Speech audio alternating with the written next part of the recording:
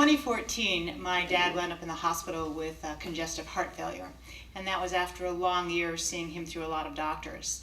And at that point, I realized that I was going to become responsible for my mother, who has legally blind and mobility issues, her house, her dog, and I would lay in bed at night and think, dear God, where do I start? What do I do next? And that's the story of how Advocate for Mom and Dad started. It's a website. I'm a blogger. I write about caregiving issues for people who are in the process of or facing needing to care for aging relatives. I saw my dad through that congestive heart failure. We lost him in February of 2015. The people who actually gave me their time and told me what they went through looking at agencies and private hiring of caregivers and what it took for Medicare and Medicaid were just an absolute blessing.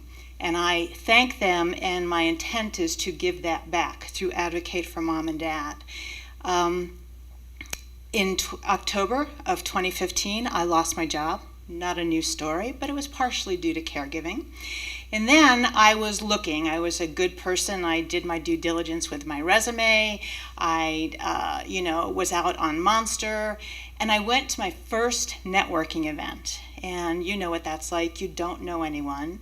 You walk in. They've got the name tag, and mine said instructional designer, because I spent almost 30 years traveling the country and Canada as a consultant, writing end user training for financial software. And so I wasn't around much when my dad, through most of the time my dad was sick. It was towards the end that I was really able to help out the most. And I walk in, and there's the name tag, and you look at it and you think, well, is it going to stick to the clothes? And you try and figure out where to put it on, and I put it on, and you walk up to people, and so I'm saying, my name is Deb Hallisey, I'm an instructional designer, and they're like, well, what's that? And dear God, nobody got it. I finally gave up trying to explain it when one woman kept looking at my name tag saying, but what do you do as an interior designer? What do you do as an interior designer? And I was just like, oh God.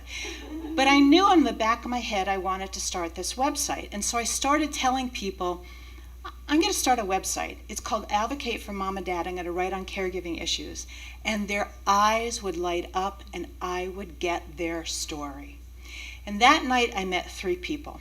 The first person I met has a food blog, Amanda Biddle, the Striped Spatula. It's fabulous. She was so generous in giving of her time to me to actually explain what it takes to start a website and to start writing, etc. The second person I met is a woman who does financial daily money management. So she will actually go in and write your bills. And Nancy has turned it out to be a contributor to the blog on financial issues. The third person I met, I spilled wine on their shoes, which was not a good start. But she turned out to be the person who's a social media person for the Small Business Development Center in my county. And she was a huge help. And so I walked out of there that night and thought, okay. And that was the start of the business. I started looking into and researching everything that I needed to do to make a go of it. I started making more contacts. What it takes to become a blogger is something I went into blindly.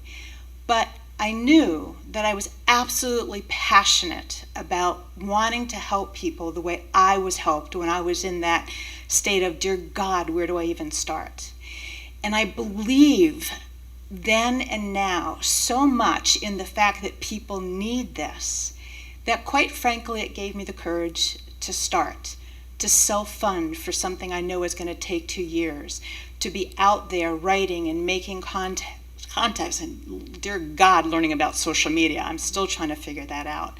But for me, this business started in the passion and belief in what I think we need as an aging population and needing to care for our parents, and just the courage to say, I'm going to do it.